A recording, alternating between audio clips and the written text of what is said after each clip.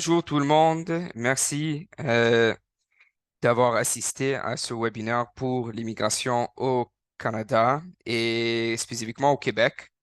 Ça fait un peu de temps qu'on s'est pas fait un webinaire à cause des fêtes et tout ça, mais j'espère que ce webinaire, on pourra bien sûr répondre à beaucoup de questions et aussi que je peux vous expliquer un peu comment ça marche, les démarches pour venir au Canada et bien sûr s'installer, rester au Canada, avoir la résidence permanente au Canada et bien sûr de comment tout ça, ça marche. C'est très important, je vais expliquer beaucoup de choses au début. La deuxième moitié du webinaire, je vais laisser plutôt à des questions que tout le monde a par rapport à votre situation, des questions en général, des questions par rapport à des choses que je vais parler aujourd'hui. Alors, vous pouvez déjà commencer à comment vous allez demander des questions. Vous allez écrire les questions dans le chat room. Alors, vous pouvez déjà commencer à écrire des questions et bien sûr, je vais regarder toutes les questions après que je finis à expliquer de quelques différentes choses. Et à ce point-là, bien sûr, je vais essayer de répondre le plus que possible à toutes les questions que vous allez poser dans le chat. Alors, je voulais un petit peu me présenter un petit peu et après vous expliquer exactement qu'est-ce qu'on va faire aujourd'hui. Euh, comme vous le savez, je m'appelle Joseph Ruibo, je suis un avocat à Montréal, au Québec. Et le Québec, c'est une province au Canada et Montréal, c'est, disons, la plus grande ville dans la province de Québec. Ça fait plusieurs années que je travaille dans l'immigration, je spécialise dans l'immigration et ça fait quelques années maintenant que probablement environ 95% de nos clients sont des internationaux. Alors, des personnes comme vous qui veulent venir au Canada, soit pour étudier, travailler, obtenir la résidence permanente, quoi que ce soit. Alors, beaucoup de nos clients sont dans votre situation. Alors, toutes vos questions ou tous les soucis que vous avez, moi, je pense qu'on est bien placé pour bien répondre à toutes ces différentes questions. Qu'est-ce qu'on va faire aujourd'hui, c'est que je vais essayer d'expliquer un petit peu comment ça marche avec l'immigration pour des internationaux. Je vais aussi vous expliquer des nouvelles intérêts publics, des nouvelles réglementations qui sont rentrées en vigueur à la fin de l'année dernière, qui sont très importants pour vous, pour l'immigration en général. Et c'est bien sûr, c'est des nouvelles règles qui sont juste là pour vous aider à immigrer, pour vous aider à bien sûr obtenir la résidence permanente éventuellement. Alors, premièrement, c'est très important que vous saviez, comme c'est probablement la plupart pour vous, c'est la première fois que vous avez décidé de commencer des démarches en termes d'immigration pour le Canada. C'est très important en général que vous faites affaire, bien sûr, avec un avocat, un consultant aussi qui est aussi légal, mais que vous êtes sûr et certain que vous faites affaire avec un avocat. OK? Un avocat qui est enregistré avec un barreau au Canada. Dans mon cas spécifique, moi, j'habite à Montréal. Notre cabinet est à Montréal, au Québec. Alors, moi, je fais partie du barreau du Québec. C'est très important que vous saviez que probablement 95% des agences ou des compagnies qui vont vous appeler en ligne au téléphone, c'est probablement des arnaques. Il y a tellement d'arnaques en ligne et c'est très important que vous fassiez des vérifications appropriées. Vous savez avec qui exactement vous parlez, vous savez à qui l'avocat ou le consultant qui va prendre soin de vos dossiers et vous savez que cet avocat ou consultant est bien enregistré avec le bon organisme. Alors, je vais juste vous montrer ici comment vous pouvez me trouver comme avocat avec le barreau du Québec, que, que vous saviez exactement que tout ici était légal et que c'est pas comme une compagnie ou une agence qui est une arnaque. Ok, c'est très important. Dès que je fais ça, je vais rentrer directement, bien sûr, dans l'immigration. Alors, ici, vous êtes sur le site du barreau du Québec. OK, c'est l'association des avocats au Québec spécifiquement. Comment trouver ce site? Je vais écrire le lien dans le chat, mais si vous allez sur Google, vous pouvez écrire Barreau du Québec, trouver un avocat, et probablement ça va être la première lien que vous voyez. Alors, quand ça dit ici recherche par avocat, vous pouvez écrire mon nom. Nom, c'est mon nom de famille, c'est Rubibo, et prénom, c'est Joseph. Vous cliquez rechercher. Et vous voyez ici Rubibo Joseph. Vous devez cliquer sur les mesures de sécurité. Et vous pouvez voir toutes les informations. Vous pouvez voir, bien sûr, aussi l'adresse de mon bureau, le numéro de téléphone, mon adresse courriel. Vous pouvez voir l'année que je suis rentré dans l'ordre du barreau, le tableau de l'ordre du barreau du Québec. Et vous pouvez voir toutes les informations. Alors, ça, c'est comment vérifier, bien sûr, que vous faites bien affaire avec un avocat, qui est très, très, très important parce que, oui, comme vous le savez, que moi, je le sais aussi, j'ai beaucoup de clients qui se sont fait arnaquer par des agences des compagnies. C'est très important que vous faites attention et vous regardez exactement avec qui vous faites affaire. Ça, c'est pour ça. Maintenant, je vais rentrer plutôt dans des nouvelles règlements et des nouvelles initiatives que le gouvernement, ils ont commencé à faire à la fin de l'année dernière concernant l'immigration en général. C'est très important que vous saviez qu'il y a deux façons de venir au Canada. Vous pouvez venir au Canada comme résident temporaire ou comme résident permanent. Maintenant, de venir au Canada comme résident permanent directement, si vous êtes en France, au Sénégal, au Congo, dans un autre pays, bien sûr, c'est très difficile. C'est très difficile de venir au Canada directement avec la résidence permanente. Vous devez vraiment avoir un dossier très, très, très spécifique pour avoir la résidence permanente sans aucune expérience, soit d'études ou de travail ou d'habiter au Canada en général. Alors, c'est très important que vous saviez que c'est normal, complètement normal, si vous n'êtes pas éligible pour la résidence permanente directement. L'idée, notre boulot et l'idée, bien sûr, de qu'est-ce qu'on va faire aujourd'hui et qu'est-ce que je vais vous expliquer, c'est de comment vous allez venir au Canada et comment vous allez atteindre la résidence permanente. Comment vous allez être éligible pour la résidence permanente quand vous êtes au Canada. Ça veut dire que vous ne devez pas retourner dans votre pays, vous pouvez rester au Canada et éventuellement obtenir la résidence permanente. Pour la résidence temporaire, il y a trois façons de venir au Canada temporairement. Vous pouvez venir au Canada comme visiteur, vous pouvez venir au Canada comme étudiant et vous pouvez venir au Canada comme travailleur. Toutes ces trois différentes options peuvent éventuellement vous amener à la résidence permanente, même si vous venez au Canada temporairement. Et bien sûr, dans votre visa, vous avez une date d'expiration. L'idée, c'est que même si vous avez une date d'expiration, moi, je vais vous expliquer comment vous allez rester au Canada, faire une extension et appliquer pour la résidence permanente. Je vais, pour aujourd'hui, je vais parler spécifiquement des options de résidence permanente avec comment vous allez venir, si vous venez temporairement au Canada, comment vous allez recevoir la résidence permanente après 1 an ou 2 ans. Alors, en général, pour la résidence permanente, ça marche plutôt sur un système de points.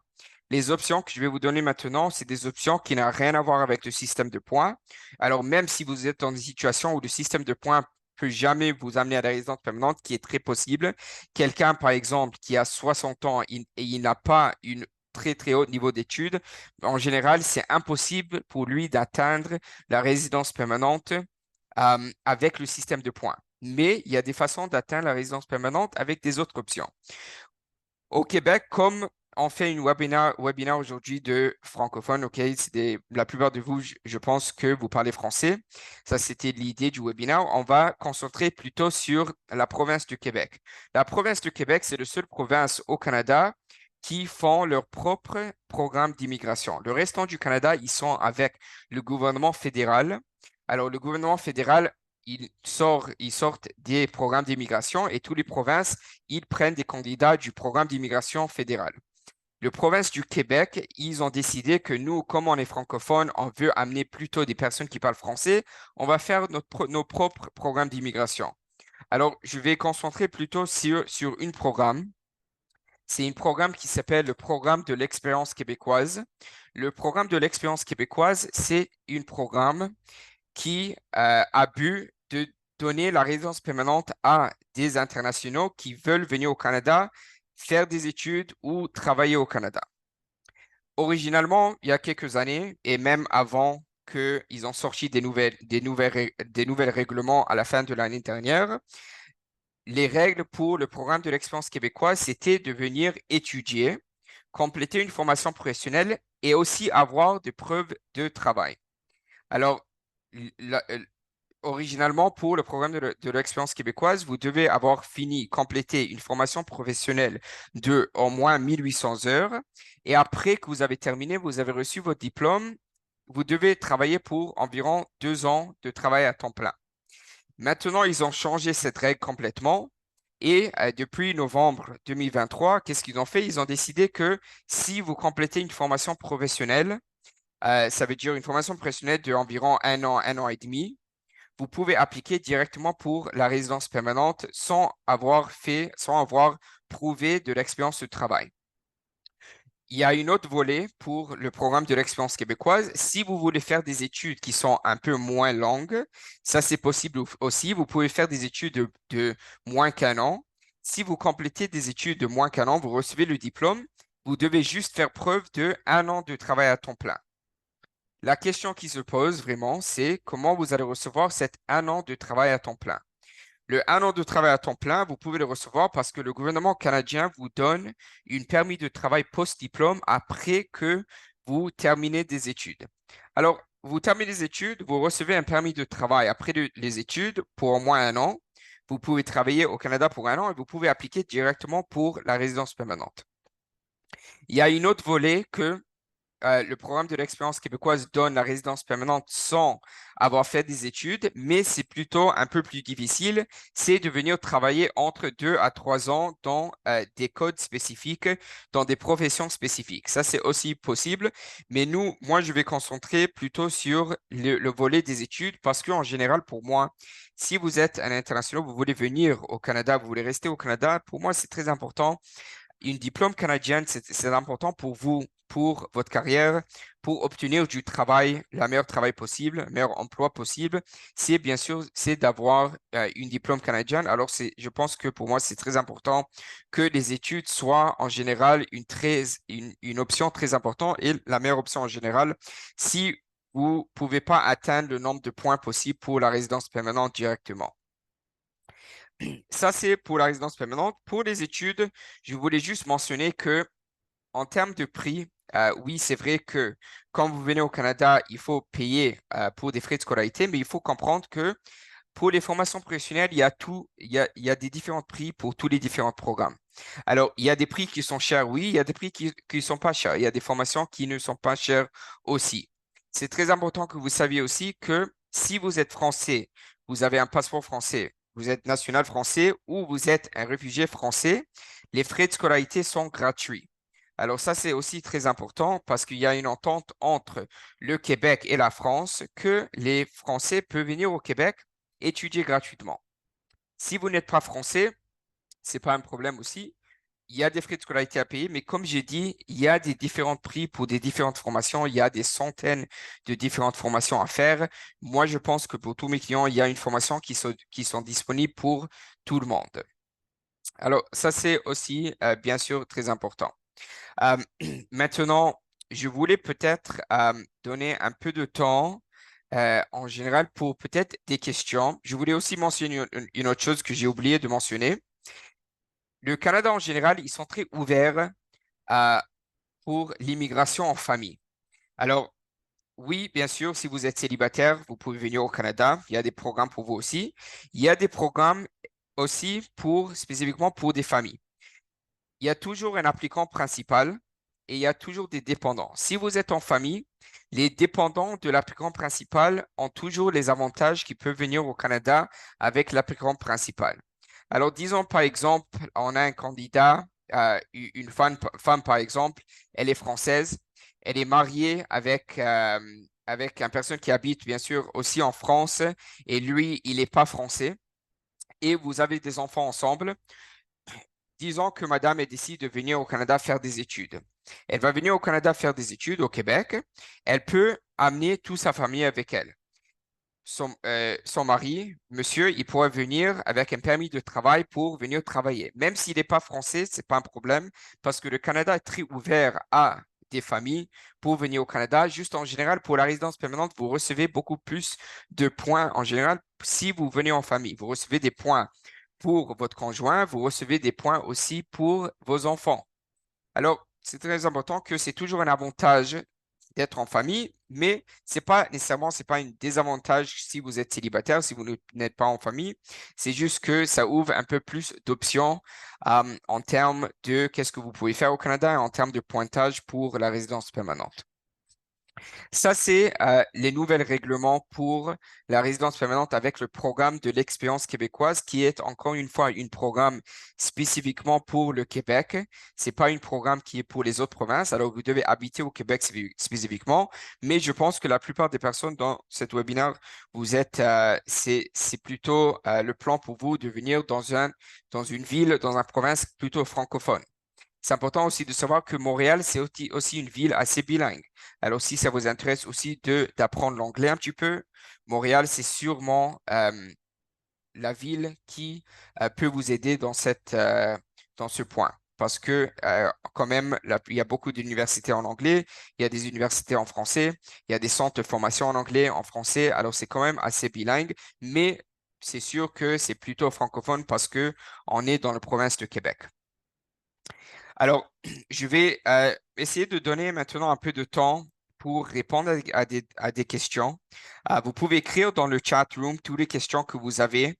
Je vais essayer de répondre à toutes ces questions. Je vais essayer aussi d'élaborer un petit peu sur ces questions le mieux que possible.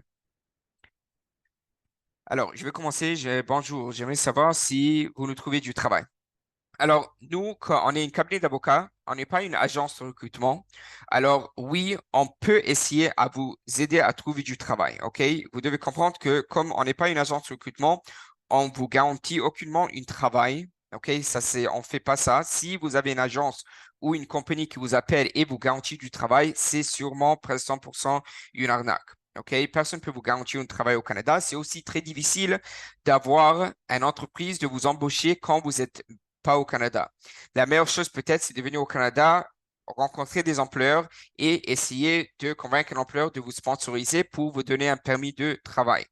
Nous, qu'est-ce qu'on peut aider? Nous, on travaille avec des agences de recrutement qui peuvent vous trouver du travail, mais c'est beaucoup plus facile qu'ils vous trouvent du travail quand vous êtes déjà au Canada.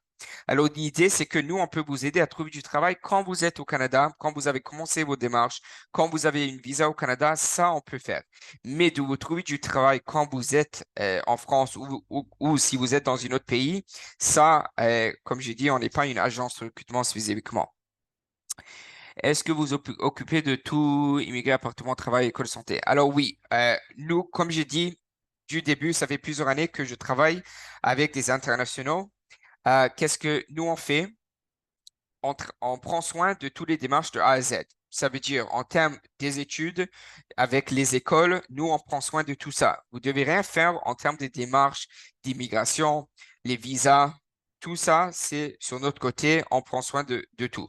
En termes d'aide de logement, l'assurance santé, l'assurance maladie, l'assurance sociale, toutes ces choses, logement, trouver une maison, trouver du travail quand vous êtes au Canada, oui, dans toutes ces choses, on vous aide, on vous donne vraiment une forfait de A à Z pour venir au Canada, que vous avez aucun souci. Qu'est-ce que vous devez faire? Vous devez prendre soin de quitter votre pays, déménager, et quand vous êtes au Canada, nous, on prend soin du reste.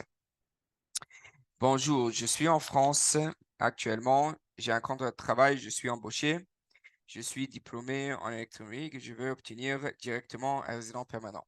Alors, pour la résidence permanente, il y a vraiment, ça fait une différence, par exemple, par rapport à toutes vos qualifications et vos expériences. Alors, c'est impossible pour moi de vous dire si vous êtes éligible pour la résidence permanente avec juste quelques informations. Il faut vraiment prendre toutes les informations en compte.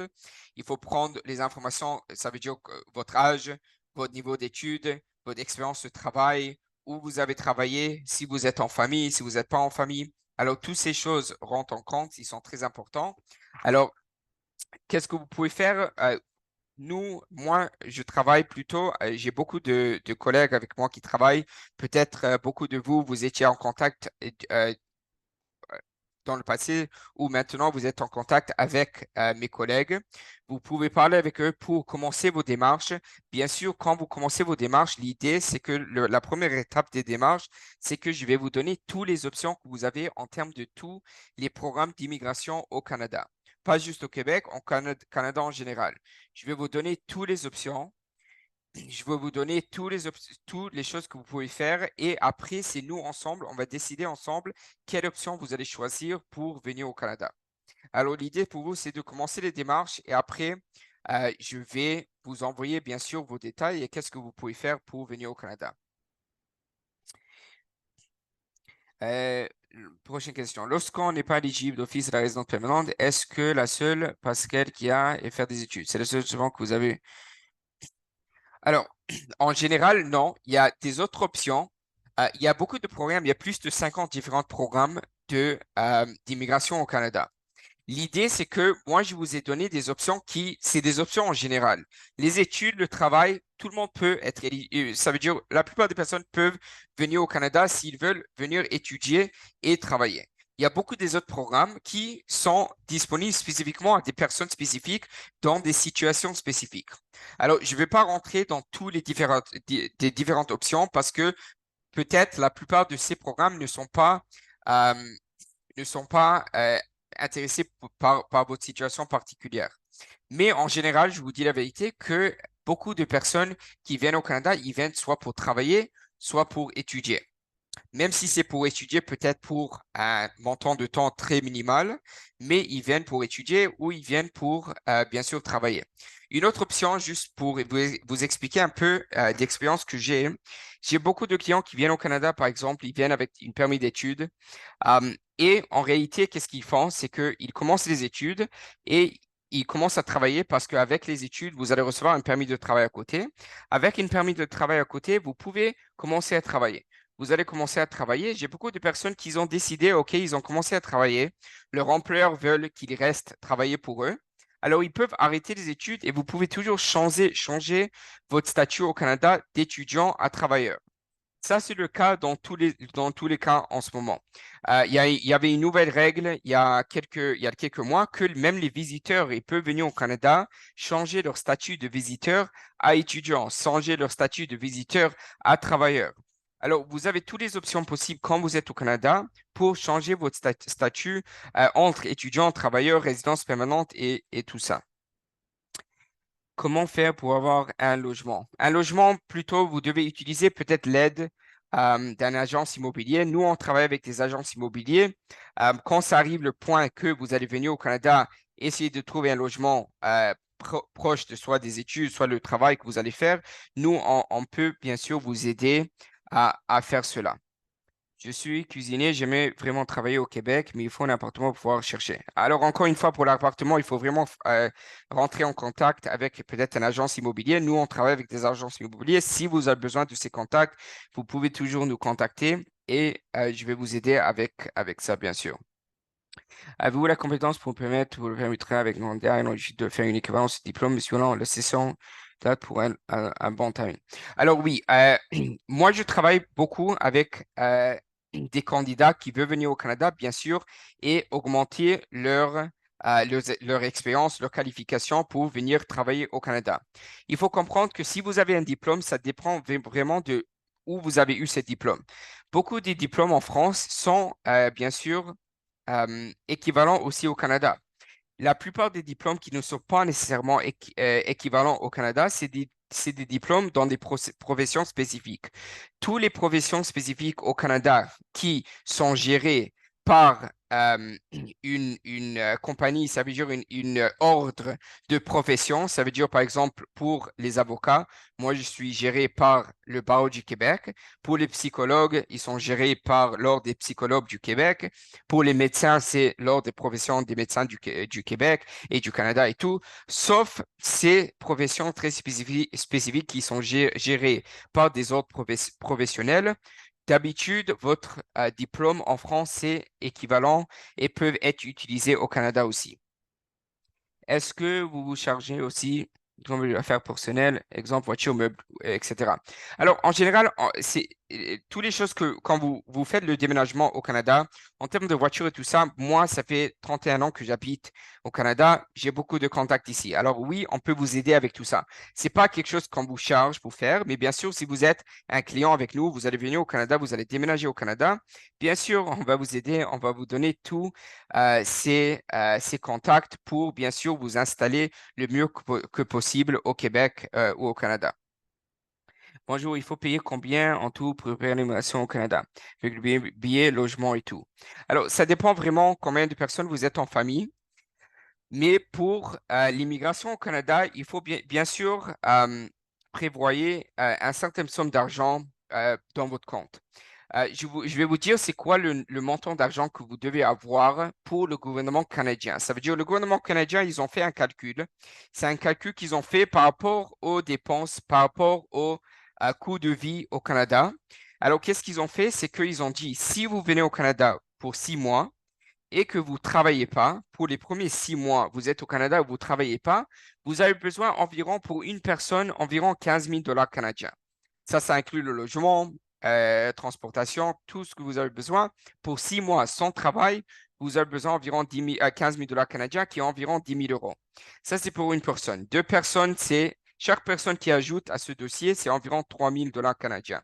Alors, mais aussi, vous devez comprendre que ça fait beaucoup de sens en général. Si vous ne travaillez pas, vous restez au Canada pour environ 6 mois, vous ne travaillez pas avec le logement et tout, 15 000 dollars pour la première personne qui vient au Canada, ça fait un peu de sens. Euh, j'ai eu des opportunités de travail à Montréal, mais le délai pour obtenir le travail m'a bloqué. Quel délai pour l'obtenir? Comment être aidé pour assurer les employeurs? Alors, les délais sont très importants. C'est très important de regarder les délais de traitement du gouvernement canadien. Premièrement, il faut comprendre que les délais de traitement des permis de travail, des permis d'études sont beaucoup, beaucoup plus vite au Canada. Alors, ça veut dire, si vous venez au Canada, même comme visiteur, et vous faites cette demande au Canada, c'est beaucoup, beaucoup, beaucoup plus vite. Ça veut dire une permis d'études, je sais que c'est moins qu'un mois. Un permis de travail, je pense en ce moment, c'est environ 2 à 3 mois. Mais si c'est en dehors du Canada, si vous faites la demande de la France ou dans un autre pays, c'est beaucoup plus long. Je pense que les délais peuvent être dans les 8 mois à 1 an, quelque chose comme ça. Alors, il faut regarder les délais, mais c'est toujours mieux de faire la demande du Canada. Alors, vous pouvez toujours demander à votre conseiller, mes collègues, comment vous pouvez venir au Canada, bien sûr, en premier et après faire une demande. Ça, c'est bien sûr, on vous donne toutes ces options quand je vous explique, quand vous avez commencé les démarches et je vous explique toutes les options que vous aviez. Bien sûr, je vais vous expliquer bien comment on va le faire le plus rapidement possible. J'ai une question ici. Je suis étudiant et étranger en France et je viens d'Afrique de l'Ouest. Ma plus amie à mes profils.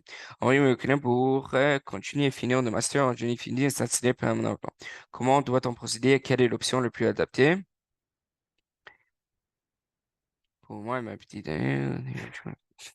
Alors, c'est impossible pour moi de donner spécifiquement maintenant des frais, OK, de combien ça va vous coûter en général pour toutes vos démarches. Vous pouvez commencer les démarches et après qu'on fait l'étude de votre profil, on pourrait vous expliquer combien ça coûte. C'est vraiment en termes, les frais légaux, c'est vraiment en termes de combien de temps ça nous prend pour faire vos demandes. Il y a des profils qui sont beaucoup plus faciles, qui sont beaucoup moins chers. Il y a des profils qui sont beaucoup plus difficiles, qui sont plus chers. Alors, c'est impossible pour moi de vous dire spécifiquement combien ça va coûter, mais si ça vous intéresse de venir au Canada étudier, c'est toujours une possibilité. Il faut prendre quand même au moins 5 6 mois pour faire toutes les démarches, mais c'est possible. En général, vous devez avoir quand même des documents. Vous pouvez demander au conseiller quels documents vous avez besoin en général pour une permis d'études, OK, avec l'université pour faire une demande d'admission à l'université. Mais ne vous inquiétez pas pour les demandes à l'université, pour les demandes à des formations professionnelles, les demandes en cégep aussi. Nous, on fait toutes ces demandes. On a des contacts dans les universités, dans des formations professionnelles, dans toutes les écoles. Alors, nous, on vous aide vraiment à faire toutes ces démarches, à obtenir une lettre d'admission. Alors, vous pouvez commencer déjà votre SUS et je vais vous expliquer bien sûr comment on pourra vous aider avec ça. Y a-t-il une possibilité de trouver du travail dans le jardinage? Il y a une possibilité de trouver du travail dans tous les domaines au Canada. Il faut juste commencer les démarches, voir si vous êtes éligible, voir s'il y a des opportunités, voir s'il y a une façon de rentrer au Canada pour avoir une permis de travail, pour venir travailler directement pour une compagnie de jardinage. Euh, alors oui, c'est possible. Il faut juste vraiment à ce point commencer et voir c'est quoi vos options. Je suis grand avec une personne économique, de comprendre. Alors, quand vous commencez les démarches, il y a 2 étapes pour l'immigration avec nous au Canada. Il y a 2 étapes. La première étape, c'est l'étape de l'éligibilité. Et quand vous commencez les démarches, si quelqu'un vous a donné un prix que vous devez payer, ça, c'est les démarches pour commencer. Envoyez vos documents. Moi, bien sûr, vous allez avoir un entretien avec moi. Je vais prendre des informations, je vais prendre des documents, je vais regarder les documents avec vous. Et après, ça va prendre quelques jours, 2, 3 jours, avant que je vous envoie un rapport d'éligibilité. Le rapport d'éligibilité va vous expliquer, c'est un rapport de entre 5 et 10 pages qui va vous expliquer toutes les options que vous avez. Dès que vous recevez le rapport d'éligibilité, on va rentrer sur une autre appel. On va discuter. Je vais vous expliquer toutes les options. Je vais vous expliquer combien, bien sûr, tous les détails. Ça veut dire euh, combien de temps ça va prendre, les frais, les chances de succès, tout ce que vous avez besoin de savoir. Je vais vous expliquer aussi comment vous allez atteindre la résidence permanente, combien de temps ça va prendre pour atteindre la résidence permanente, qu'est-ce que vous pouvez faire en termes si vous êtes en famille ou si vous êtes célibataire. Et ensemble, on va choisir la meilleure option que vous pensez pour vous pour venir au Canada et on va commencer les démarches. Alors ça, c'est un peu c'est comment ça marche les étapes avec notre cabinet. La première étape, c'est l'éligibilité. La deuxième étape, c'est de choisir l'option que vous pensez c'est la meilleure pour vous, avec mon aide, évidemment. Et à ce point-là, on pourra commencer. Bonjour, vous avez donné un exemple d'un couple dont l'un membre du couple est français, dans l'ensemble du première expérience d'essai, qui est un couple qui habite. Qu'en est-il pour un couple d'amis en France? Est-ce que la femme ou l'homme bénéficie de la même d'un couple français? Alors, vous avez un couple africain, par exemple, qui n'est pas français. Vous avez tout, vous avez les options que les Français, ils ont, oui. Il y a des avantages que les Français, ils ont que les personnes qui habitent en Afrique, ils n'ont pas. Ça veut dire les nationaux français, ils ont des options que des personnes en Afrique, ils n'ont pas. Par exemple, un Français pourra venir au Canada, il doit juste prendre un avion, il doit payer 7 dollars pour un avion en ligne et il pourra venir au Canada. Quelqu'un qui habite en Afrique, il doit faire une demande de permis de visiteur qui peut prendre 2 mois, 6 mois, un an, ça dépend du pays. Alors, il y a quand même des avantages si vous êtes français. Il y a des avantages aussi si vous n'êtes pas français et vous habitez en France. Parce que vous avez ouvert, ça veut dire que vous êtes rentré en France, alors ça vous donne quand même aussi des avantages. Mais en général, pour venir étudier, venir travailler, comme vous êtes africain, comme vous êtes français, vous êtes éligible quand même. Je veux savoir aussi pour le programme de travail qualifié. Le programme de travail qualifié, c'est un programme de résidence permanente au Québec. Ça, c'est le programme avec des pointages. J'ai mentionné ça dans le début de la conversation. Il faut vraiment prendre en considération vos qualifications, vos expériences, votre âge, votre famille et tout pour voir c'est quoi votre nombre de points pour appliquer pour la résidence permanente. C'est quelque chose qui est très important que je vais mentionner maintenant. Il y a un programme au Canada qui s'appelle l'Entrée Express. L'Entrée Express, c'est un programme de résidence permanente au Canada. L'Entrée Express, qu'est-ce qu'il dit? C'est vraiment un système de pointage que si vous atteindrez une certaine nombre de points, vous pouvez avoir une invitation pour appliquer pour la résidence permanente. Maintenant, l'entrée express, en général, c'est la plus grande programme au Canada. C'est un programme de résidence permanente où sont invités le plus grand nombre de candidats pour la résidence permanente. Il y avait un programme, il y a quelques mois, ils ont commencé, c'était un programme des francophones. Les personnes qui parlent français sont beaucoup plus éligibles pour avoir une invitation pour l'entrée express que les Anglais. En général, pour l'entrée express, l'idée, c'est de ne pas vivre au Québec.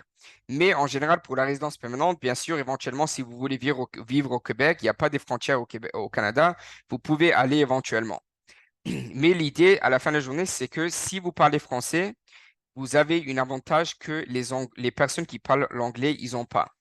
Alors, il faut juste vraiment contacter votre conseillère pour voir c'est quoi vos options et commencer les démarches. Et après, je peux vous expliquer où vous en êtes pour la résidence permanente, où vous en êtes pour les différents programmes qui sont disponibles au Canada.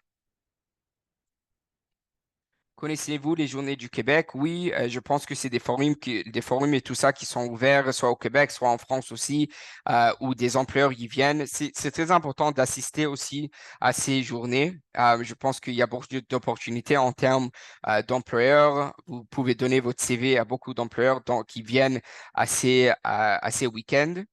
Alors, ça peut vous aider aussi dans les démarches. Je ne pense pas qu'il y a des personnes là-bas qui peuvent vous aider en termes de visa et tout, mais il y a des personnes là-bas qui peuvent vous aider en termes de soit trouver information pour faire au Québec ou au Canada, pour trouver du travail aussi. Donc, il faut avoir un minimum 20 000 euros sur son compte pour deux personnes pour immigrer, c'est ça? Non. J'ai pas dit ça. J'ai dit que peut-être pour deux personnes, ça va être environ 20 000 dollars canadiens. 20 000 dollars canadiens, c'est pas 20 000 euros. 20 000 dollars canadiens, c'est environ c'est environ 13 000 euros. Maintenant, cette preuve financière que vous dites pour venir au Canada, c'est pas une preuve financière qui doit nécessairement venir de votre compte. C'est une preuve financière qui peut aussi venir d'un autre compte. Ça peut venir d'un ami, membre de la famille, avec une preuve de l'aide que si vous avez besoin de l'argent au Canada, si vous êtes vraiment dans une situation que vous avez besoin de l'argent, vous avez quelqu'un qui peut vous aider. Alors, l'argent que vous faites preuve au gouvernement canadien de ce 13 000 euros, ça ne doit pas nécessairement venir de vous, ça peut venir aussi de quelqu'un d'autre. En plus de ça, ça peut aussi cumuler de deux ou trois personnes. Ça veut dire que si vous, par exemple, vous avez 6 000 euros et quelqu'un d'autre qui a 6 000, 7 000 euros, vous pouvez cumuler les deux comptes et vous pouvez montrer au gouvernement que comme vous avez un peu, quelqu'un d'autre il peut vous aider. Vous avez assez d'argent pour subvenir de vos besoins quand vous venez au Canada. Si je trouve du travail en étant en France, cela est plus facile pour les démarches. Oui, si vous trouvez du travail quand vous êtes déjà en France et vous avez l'employeur, vous pouvez communiquer avec nous avec l'employeur que vous avez. Nous, on va contacter l'employeur, on va contacter l'employeur pour commencer les démarches. Et oui, ça peut bien sûr vous aider beaucoup. Si tu es travailleur qualifié qui vit en France pour venir travailler au Canada, vous serez logé dans les premiers temps. J'ai pas trop compris la question, mais alors en général, les employeurs vous logent pas. Alors quand vous venez au Canada, il faut trouver un logement. Bien sûr, vous pouvez trouver des prix de logement dans tous les prix.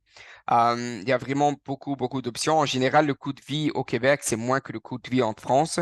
Alors, si vous pensez à qu'est-ce que vous payez en France, vous pouvez prendre en considération que ça va être très similaire.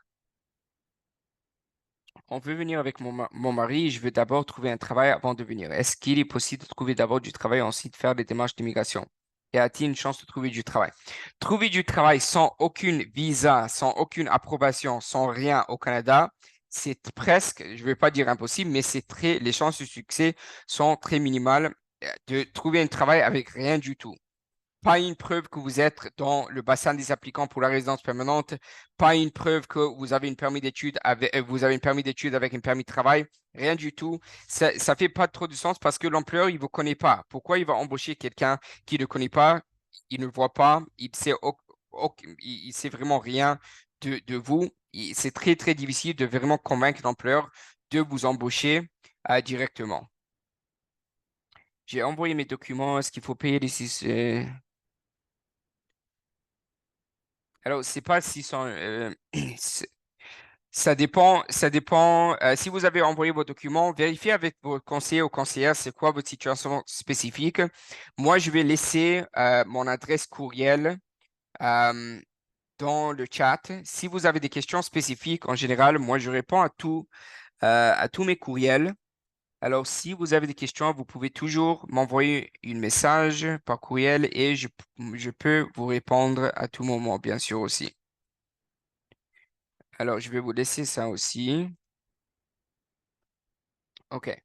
Pour l'entrée express, est-ce que c'est possible, par exemple, moi je vis en France, ma femme est en Afrique, j'obtiens une invitation, est-ce que ma femme bénéficie des mêmes droits que moi j'ai? Alors oui, si vous êtes en famille, il y a deux façons d'amener votre conjoint ou conjointe au Canada. Vous devez être soit marié ou soit au Québec et au Canada, ça s'appelle conjoint de fait. En France, concubinage. Conjoint de fait, ça veut dire que vous habitez ensemble au moins un an. Si vous n'habitez pas ensemble, il faut que vous êtes marié. Vous avez un acte de mariage. Si vous avez un acte de mariage ou vous habitez ensemble au moins un an, vous pouvez amener votre famille avec vous au Canada. Ça, il n'y a aucun problème. Y a-t-il des agences en vente pour venir travailler au Québec?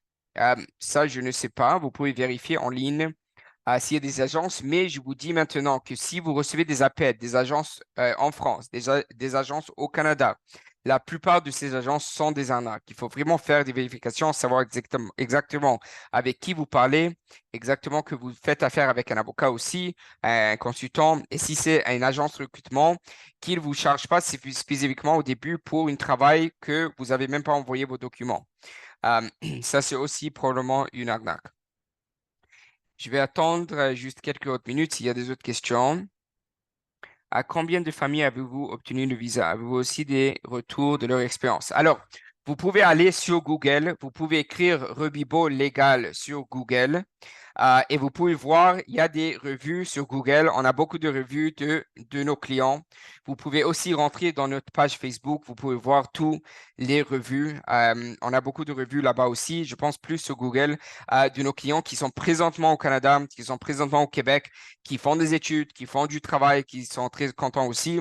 Je ne peux pas vous donner un chiffre exact. Ça fait plusieurs années qu'on aide des personnes à venir au Canada, soit pour étudier ou travailler. Alors, regardez des revues. Vous pouvez aussi regarder les commentaires sur Facebook aussi. Ça peut vous aider. Pour les animaux, vous pouvez amener des animaux au Canada aussi. Ça dépend. Je peux vous expliquer ça, comment commencer les démarches, comment vous pouvez amener des animaux, mais c'est pas compliqué. Il y a des différentes choses. Vous pouvez aussi vérifier ça en ligne. Vous pouvez vérifier qu'est-ce que vous devez faire pour amener soit vos chats, votre chien au Canada. Mais j'ai des clients qui ont amené ces animaux aussi. OK. Je vais attendre s'il y a des autres questions. Pour un départ de Madagascar pour une famille, vous pouvez vous occuper aussi de démarches. Personne. Non, alors on occupe des démarches pour tout le monde, français, pas français. Moi, j'ai juste expliqué au début qu'il y a des avantages spécifiques pour des personnes qui, soit ils habitent en France ou soit ils sont de nationale française. Mais ouais, on a des clients qui ne sont pas français, qui n'habitent pas en France. On a des clients de partout. Alors, on peut aider, bien sûr, des personnes dans tous les coins du monde. OK, alors j'espère bien sûr que ce webinaire a aidé beaucoup de personnes. Je voulais juste mentionner que bien sûr, j'ai laissé mon courriel. Si vous avez des questions, vous pouvez toujours m'envoyer un message par courriel. Je vais tout vous répondre. S'il vous plaît, rentrez en contact avec votre conseiller ou votre conseillère pour commencer les démarches. C'est très important parce que maintenant, le Québec, ils essaient vraiment d'amener beaucoup de personnes qui parlent français au Canada. Ça, c'est pourquoi ils ont relaxer beaucoup des règles pour la résidence permanente, aussi pour les règles pour la résidence temporaire. Ils essaient vraiment d'amener beaucoup de personnes qui parlent français parce qu'il y a beaucoup de personnes qui rentrent au Canada, des personnes qui parlent anglais, et le Québec veut vraiment solidifier son base de francophones. Et c'est pour ça qu'ils ont commencé à faire beaucoup de programmes d'immigration pour le Québec spécifiquement pour vous amener. Alors, essayez de commencer le plus vite possible. Essayez, si, comme j'ai dit, si vous avez des questions, n'hésitez pas à contacter vos conseillères, n'hésitez pas à me demander. Et j'espère vous voir, bien sûr, au Québec, au Canada, bientôt. Merci et passez une belle soirée. À la prochaine.